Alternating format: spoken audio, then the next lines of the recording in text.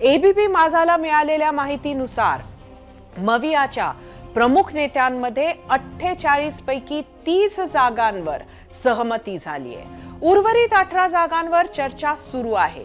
आता कोणत्या आहेत या 30 जागा त्याची माहिती लवकरच पुढे येईल। मात्र मवियावर महामॅरेथॉन बैठकांची वेळ का आली आणि विभागवार जागा वाटपांचा फॉर्म्युला कसा असेल, पाहुयात एक विशेष रिपोर्ट।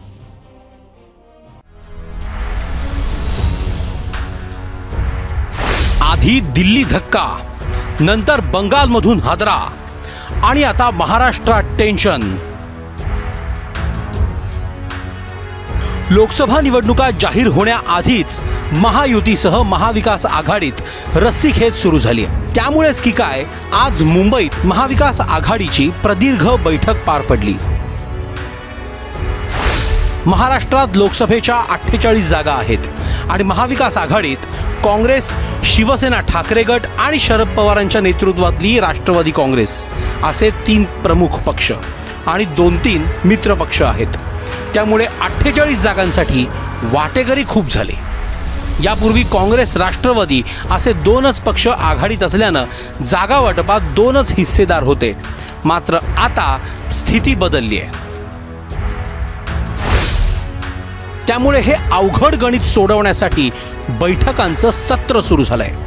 एबीपी माझाला मिळालेल्या सूत्रांच्या माहितीनुसार महाविकास आघाडीतील प्रमुख पक्षांमध्ये महाराष्ट्रातील 48 पैकी 30 जागांवर सहमती झाली आहे आणि 18 जागांवरचा तिढा सोडवण्याचा प्रयत्न सुरू आहे। यात मुंबई, कोकणात शिवसेना ठाकरे गटाला जास्त जागा, तर पश्चिम महाराष्ट्र आणि मराठवाड्यात राष्ट्रवादी काँग्रेसला अधिक जागा आणि विदर्भ, उत्तर महाराष्ट्रात काँग्रेसला जास्त जागा मिळण्याची शक्यता आहे।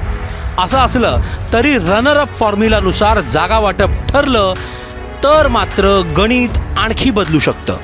आणि सगळ्यात महत्त्वाचं म्हणजे जागा वाटपात मित्रपक्षांचं काय होणार, त्यांना किती जागा मिळणार। तर शिवसेना ठाकरे गट प्रकाश आंबेडकरांच्या वंचित बहुजन आघाडीला आपल्या कोट्यातून 2 जागा देणार, तर शरद पवार गट आपल्या कोट्यातून राजू शेट्टींना 1 जागा देण्याची शक्यता आहे। असं असलं तरी काँग्रेस आपल्या छोट्या मित्रपक्षांसाठी तयार नसल्याचं समजतंय।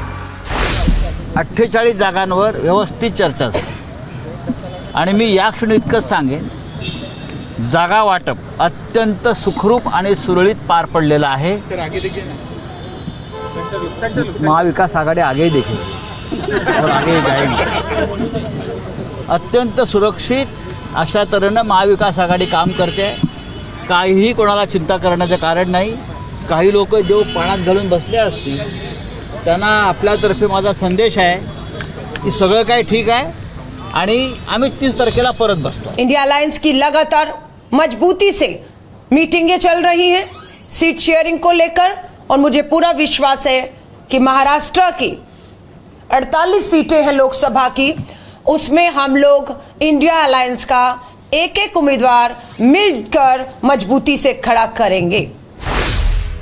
एकीकडे शिवसेना ठाकरे गटानेही 19 ते 23 जागांवर दावेदारी कायम ठेवली आहे, तर तिकडे काँग्रेसनेही 20 पेक्षा जास्त जागांसाठी दावा केलाय। ही आकडेमोड लवकरच पूर्ण करण्याचं आव्हान महाविकास आघाडीसमोर असणार आहे, कारण तिकडे इंडिया आघाडीत बिघाडी सुरू झाली आहे। पश्चिम बंगालमध्ये ममता बॅनर्जी, पंजाबमध्ये अरविंद केजरीवालांनी स्वबळाचा नारा दिलाय। इतकंच नाही तर बिहारचे मुख्यमंत्री नितीश कुमारांनीही राहुल गांधींच्या भारत जोडो न्याय यात्रेकडे पाठ फिरवली आहे।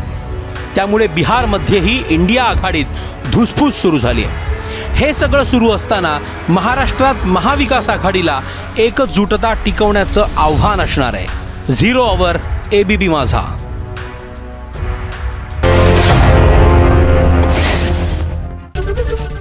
एबीपी माझा, उघडा डोळे बघा नीट।